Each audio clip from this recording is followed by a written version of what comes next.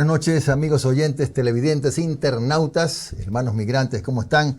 Esto es Un Café con JJ a través de la señal de Ecuador TV. Esta noche tenemos como invitado a Roberto Luque, el ministro de Infraestructura y Transporte. Roberto Luque también fue ministro de Energía y Minas y ministro de Desarrollo Urbano y Vivienda, un hombre con amplia experiencia en este régimen en la función pública. Porque tenemos que hablar de un tema que nos ocupa o nos ha ocupado en los últimos 12 días, que es el paro. Primero, la bienvenida. Gracias por estar aquí, ministro. Buenas noches, Jimmy. Un saludo a ti y a toda tu audiencia y presto a responder todas tus preguntas. ¿Cómo se operó para que el paro de la CONAIE de alguna manera no tuviera la fuerza que en otras ocasiones ha tenido al lograr llegar a una negociación con los transportistas para que no se sumen? A ver, primero que nada, hay que decirlo claramente, un gobierno no se puede llamar gobierno si no está en diálogo permanente con la gente y con los sectores que tiene que estar involucrados. Y ese es el caso que nosotros hemos tenido con el transporte. Nosotros llevamos una agenda compaginada con ellos y un diálogo permanente.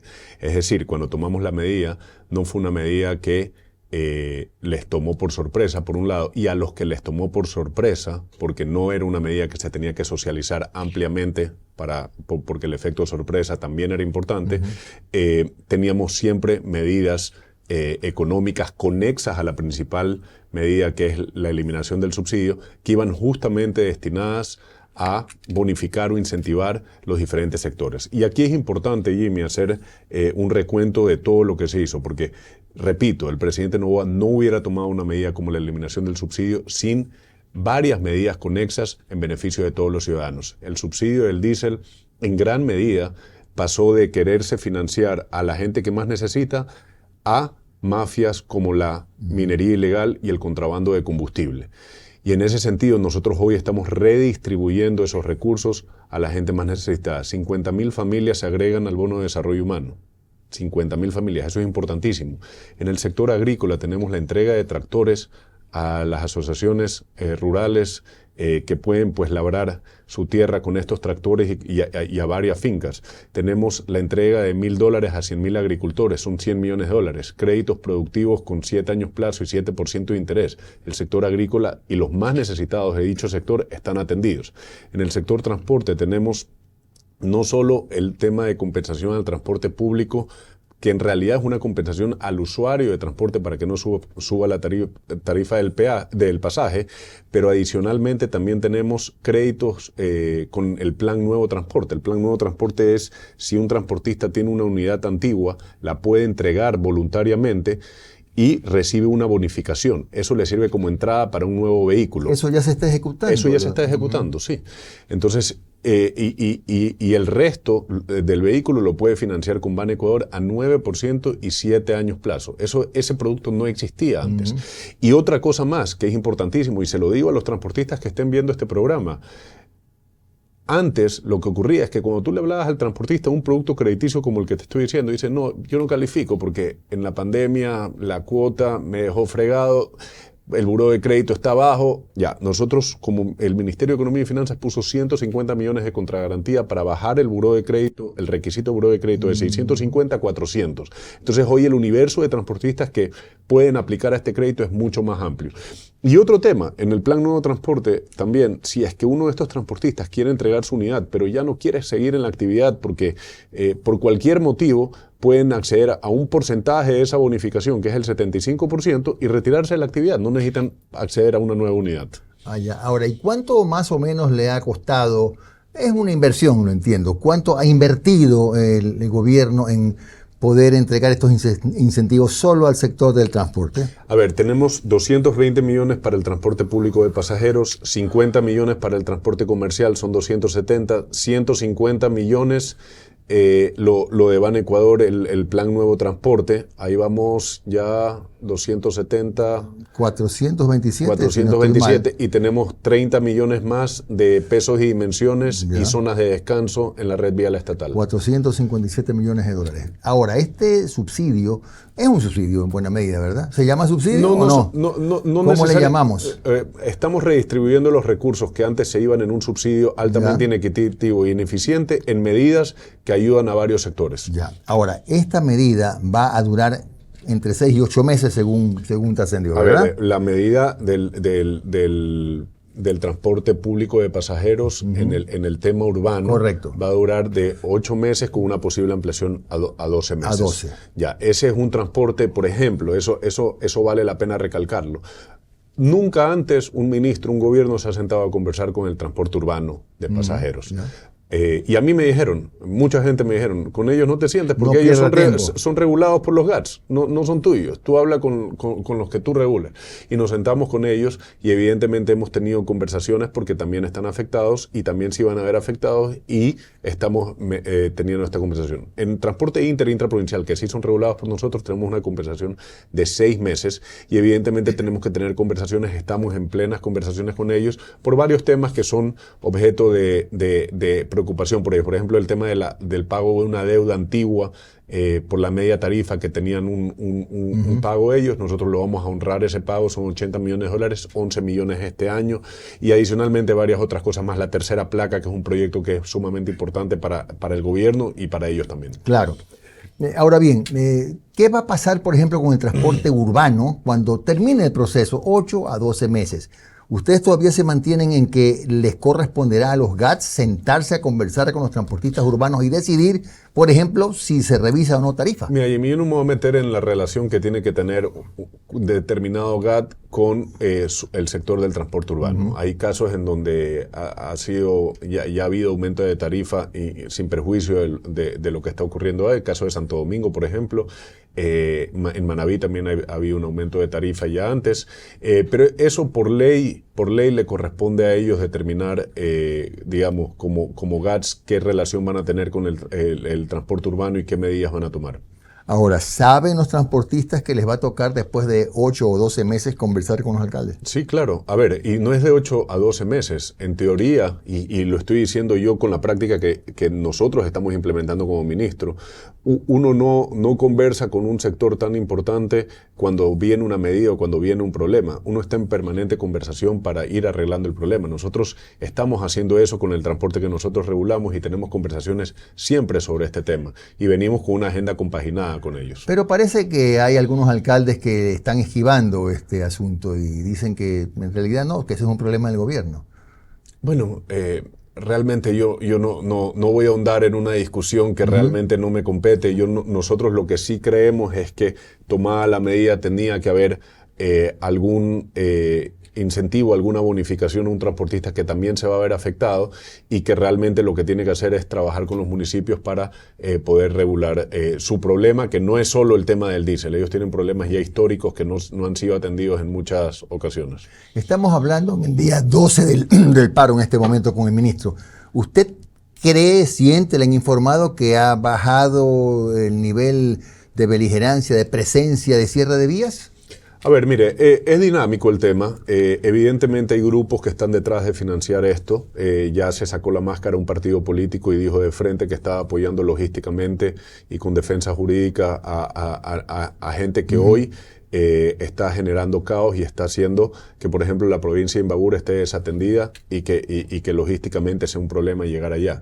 Entonces, sabemos por dónde viene el tema y evidentemente ese ámbito de generar caos, si es que el motivo de generar caos, digamos, no es tan fácilmente abatible y eso está pasando en Imbabura. En el resto del país está mucho más controlado y lo que estamos haciendo es, evidentemente, liderados por el bloque de seguridad, dando nosotros como ministerio todo el soporte logístico y de maquinarias para poder ir despejando las vías, ¿no? Claro, sí hay maquinaria del ministerio en todo caso. Sí, y donde no hay, pues hacemos toda la gestión posible para conseguir, sí. Ahora, ¿y han podido ustedes determinar de dónde salen tantas volquetas que de pronto uno las ve cerrando vías, echando tierra, material pétreo, qué sé yo, como se ha evidenciado en estos días? No han podido identificar. En algunos casos sí, y vamos con todo lo que la ley nos corresponde para poderlo hacer, incluyendo denuncias en fiscalía y también saber bien de dónde vienen y investigar los casos, ¿no?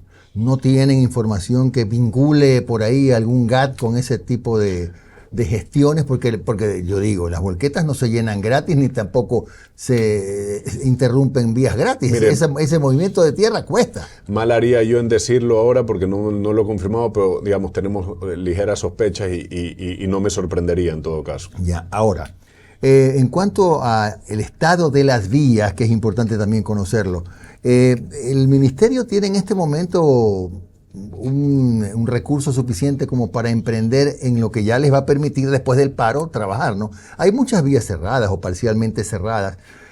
¿Tiene problemas presupuestarios el ministerio? No, hoy no, y sobre todo para los arreglos que se necesita, si nos estamos refiriendo a las vías cerradas por el paro, no prevé un problema grande en poder intervenir una vez que el paro... Me refiero al resto, que hay bastantes. Al resto siempre hay, digamos...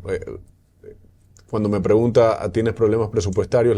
Quizás la contrapregunta es ¿para qué? Claro. Si quiero cerrar toda la brecha de infraestructura que tiene el país, definitivamente el presupuesto no es suficiente y lo que hay que hacer es priorizar y estirar el dólar y estirar el recurso económico que tenemos, que es lo que hace un buen administrador público, y en ese sentido es lo que estamos trabajando, identificando vías que sean críticas para el país y destinando, digamos, la prioridad allá. Si hay estudios, se acelera más el tema. Si no hay estudios, aceleramos en estudios y poder ir planificando las intervenciones. Hoy la Guayaquil-Riobamba en el tramo de Chimborazo está ejecutándose con una inversión de 40 millones. La Narupa-Guataraco-Coca, que une el sector de la sierra con la costa, la sierra con la Amazonía en un sector crítico del norte del país, también se está ejecutando con una inversión de 32 millones de dólares. La E25, que es la vía más transitada del país, que es el tramo, la Guayaquil-Quito en el tramo Buena Fe-Babahoyo, estamos ampliando en 20 kilómetros y haciendo carriles de rebasamiento con una inversión de cerca de 50 millones de dólares y donde va a haber una de las playas de descanso que también son uno de los compromisos con el transporte pesado. Claro. Ahora, ¿qué posibilidades hay de que de alguna manera el Ministerio de Obras Públicas abra la opción de ceder a la inversión privada algunas de las vías más importantes del país?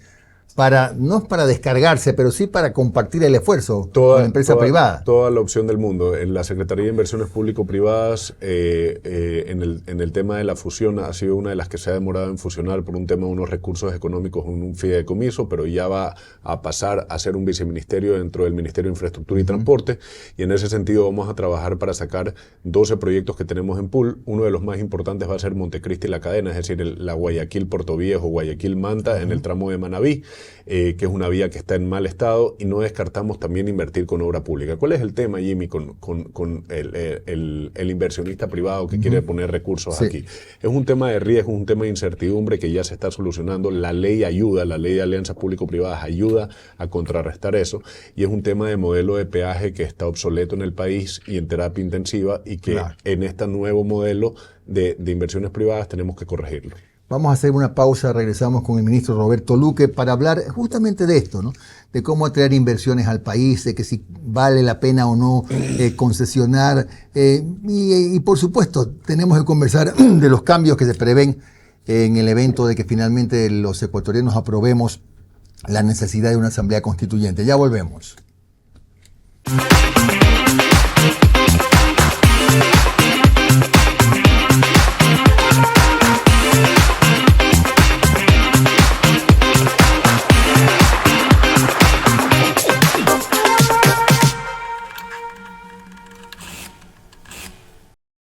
Gracias por seguir con nosotros en Ecuador TV. Estamos con el ingeniero Roberto Luque, ministro de Infraestructura y Transporte, fue ministro de Energía y Minas encargado y también de Desarrollo Urbano y Vivienda. Estamos hablando de la necesidad de que el Ministerio de Energía, el Ministerio de Transporte también se convierta en un motor de la economía, ¿no? Y de hecho ya hay planes en ejecución que es la construcción de viviendas, asumiendo la mitad el ministerio, si no estoy mal, y subvencionando la otra mitad a los dueños de las viviendas. ¿En qué medida esto efectivamente dinamiza al sector de la construcción? A ver, Jimmy, hay varias medidas que ha tomado este gobierno para dinamizar y ser un motor de la economía, como tú lo planteas en tu pregunta. Primero, la devolución del IVA a los constructores es una devolución de IVA que tiene varios efectos importantísimos. Primero, acelera y gatilla proyectos existentes. ¿Ya?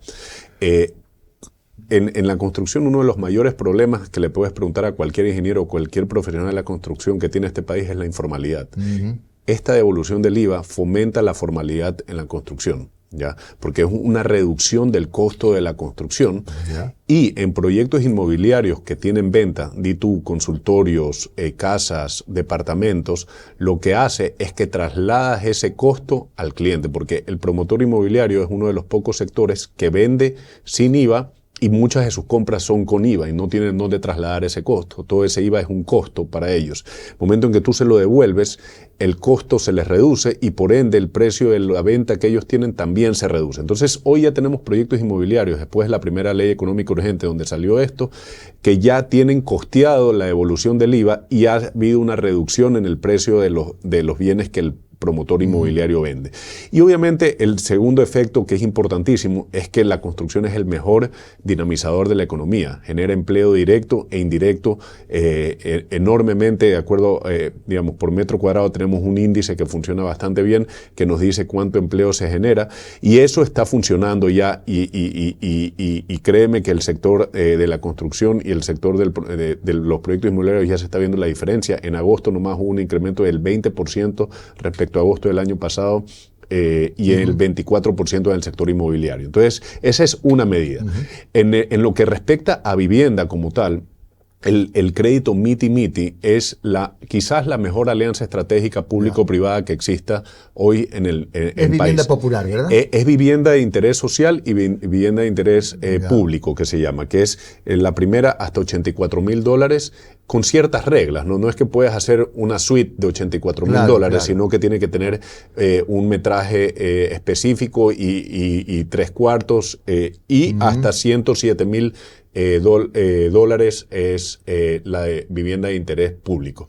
¿Y qué es lo que hace el gobierno? Que destina fondos a un fideicomiso y el promotor inmobiliario lo que hace es un proyecto, lo presenta ante el Ministerio de Infraestructura y Transporte, se avala el proyecto para que se sepa que es de vivienda de interés social y público y ya tiene el sello del ministerio. Con ese sello, los clientes de ese proyecto están sujetos a una entrada del 5%, es decir, una casa de $50,000, el 20% son $10,000. Conseguir $10,000 es mucho más difícil que conseguir $2,500 de entrada. Y el subsidio de la tasa a 5%. Entonces, ese fondo te permite que el banco preste, subsidiar la tasa para que la tasa que pague el usuario sea del 5%. ¿Qué resulta con eso?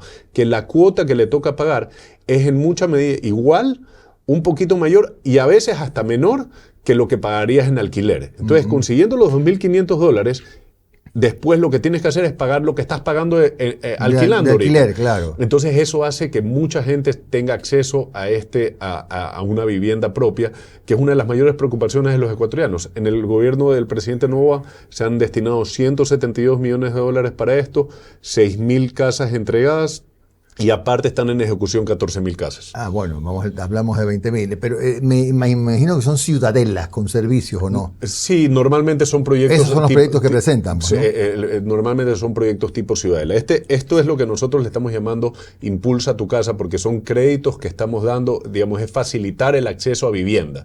Pero es un tema que no se puede dar sin el fideicomiso y sin la intervención y sin el aporte estatal. Es imposible que en un proyecto privado, sin esta ayuda, alguien pueda dar el beneficio del 5% de entrada porque no lo lograría financiar, y también es imposible que se acceda a una tasa del 5% sin la ayuda del Estado. Entonces el rol del Estado en este tema es fundamental y dejamos que los bancos privados, aunque también ya están metiéndose la banca pública también por decisión del presidente Noboa, en este tema sea un facilitador del crédito y el constructor sea el que ejecute las casas en lugar del Estado. ¿En qué provincias ha tenido más apertura o más acogida este proyecto? En todo el país. Programa? En todo el país. En todas partes. En todo el país. Y acuérdese que es opcional del cliente, digamos. El cliente es el que accede al crédito. Pero hoy tenemos el problema de que la venta del crédito hipotecario, quien la está haciendo es el promotor inmobiliario. Entonces tenemos que nosotros ir a esa primera línea y también tenemos que fortalecer, y lo hemos hablado con el director del Banco del Instituto Ecuatoriano de Seguridad Social. El BIES tiene que entrar con fuerza y cambiar la relación hipotecario-quirografario, y eso estamos haciendo también. Claro. Ahora, entremos al tema. Decíamos que era importante la atracción de inversión privada, nacional, extranjera, como sea. La concesión, teniendo una red vial tan importante, grande y desgraciadamente una buena parte en malas condiciones, ¿si han contemplado ustedes la posibilidad de concesionar, a lo mejor cambiando las reglas, ¿no? Porque no es ningún secreto que, por ejemplo, en los peajes, tanto el ministerio como las prefecturas tienen que subvencionar ese peaje? ¿Cómo se hace para poder terminar con esta correlación tan mala, tan desigual, en este caso para prefecturas y para ministerio? Sí, reglas claras. El inversionista lo que necesita es reglas claras. Hoy existe una ley, la ley de alianza público-privada, que permite claramente establecer el tema de sostenibilidad fiscal, que va al corazón del problema de la subvención del peaje, y eso ya está en juego. Nosotros tenemos estructurados ciertos proyectos ya.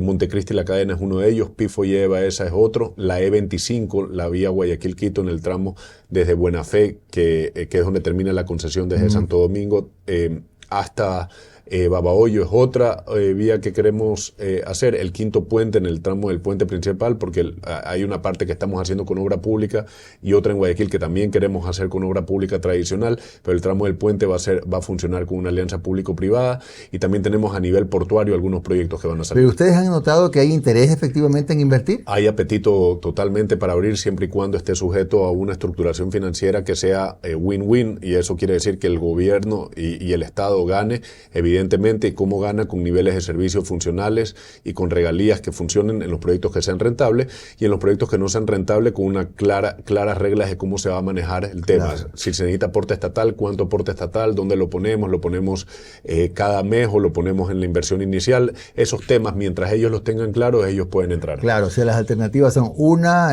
que se autorice, se faculte a los GATS provinciales a que concesionen, y otra que el ministerio sea el que maneje la concesión. Sí, son las dos opciones. El tema de las delegaciones a las prefecturas, yo creo que es un modelo que ha servido parcialmente en ciertos casos y ha sido un fracaso rotundo en otros. Tuvimos el caso de Manabí, en donde la vía entre Puerto Viejo y Montecristi estaba concesionada y no veíamos inversiones y se cobraba un peaje que mucha gente no lo veía retribuido. Eso fue resuelto a favor del Estado. Y tenemos también, por ejemplo, el caso de la LOAC Santo Domingo, que es una vía que realmente, también hay que decirlo, el tema de las concesiones viales por territorio técnicamente no es lo mejor. Técnicamente lo que uno debería de concesionar siempre es el origen-destino. A la gente le interesa ir de Guayaquil a Quito, no le interesa ir de Aloa a Calle de Toachi. Claro. Entonces, ese tema... O sea, no retasear la concesión, digamos. Es que el problema es que cuando falla una, puede fallar todo el mecanismo y falla la otra provincia. Entonces, eso pasa ahora en Aloa Santo Domingo, cuando hay una pérdida del puente en el kilómetro 82 que queda en Santo Domingo, la prefectura de Pichincha pierde todos sus ingresos porque nadie usa la Aloa Santo Domingo. Claro, hablemos un poquito de política, oiga. ¿No cree usted, más allá de que sí, que se ve que el presidente está saliendo bien librado del tema del movimiento, de la medida, de hecho, no dialogó y se está apagando, al menos hasta esta hora que estamos conversando? Perdón, no diga que no dialogamos, porque dialogamos con toda la gente no que... dialogó que, él, sí, digamos, me refiero a que sí, él no estuvo en Pero ningún... como gobierno hemos tenido diálogo permanente con toda la gente Ya. que posiblemente estaría afectada, y hemos tomado medidas para ello, Ya. de créditos y entrega de recursos. No, eso sí, me refería era a que él personalmente no no quiso conversar, por ejemplo, con los líderes X, Y, Z, y parece que está saliendo bien. No fue un riesgo que corrió el presidente de la República, alto, el negarse a conversar, por ejemplo, con los dirigentes de la CONAIE. No, yo creo que no. O si lo tomó, salió bien. Independiente de eso, yo creo que no, porque finalmente la forma de hacer política y el mecanismo que usamos es ir directamente a la gente que se veía afectada. Yo tuve el ejemplo, y lo digo públicamente, de ciudadanos y transportistas que hicieron un viaje bastante largo hacia la Tacunga, en principio para reclamarme por el tema del subsidio, pero cuando llegaron ya algunos les habían pagado y la gente era muy renuente, quizás rechazaba la idea de que nosotros le íbamos a dar. Claro. No creían, pero ya con eso se fueron más bien agradecidos. Entonces, hay un tema que es, si vas a tomar una medida de este tipo, y el presidente en eso fue muy claro y muy enfático siempre, tiene que venir acompañada de medidas que vayan a ayudar a la gente que se va a ver afectada, pero esta vez sí a ellos y no a las mafias que servía el subsidio. Hubo una gasolinera en Zapotillo que el presidente lo cuenta que dejó operar al día siguiente en plena frontera, ¿no? Es verdad. Con esto cierro y va por mi cuenta. He escuchado por ahí algunas voces que sugieren que a lo mejor usted podría seguir en política, que podría mirar, no usted necesariamente, pero que lo ven como candidato a la prefectura del Guayas, ¿es verdad? A ver, es por mi cuenta, yo no estoy asumiendo responsabilidades ajenas. No hay que adelantar ningún criterio en ese tema, eso es un tema que el presidente de la República va a tener que ir decidiendo y yo también eventualmente cuando se presente. Por ahora no ha pensado en eso. Por ahora no hemos pensado. Bueno, hablaremos en otro momento. Gracias al ingeniero Roberto Luque, parece mentira, pero se acabó el programa, voló el tiempo. Roberto Luque, ministro de Infraestructura y Transporte, que nos ha acompañado hoy en Ecuador TV. Nosotros volveremos el día lunes a las 22 horas y estaremos entrevistando en vivo al ex gerente de la Corporación Financiera Nacional para hablar de la opción de la recuperación económica, ingeniero Mauricio Salem. Nos vemos y que tengan un buen fin de semana.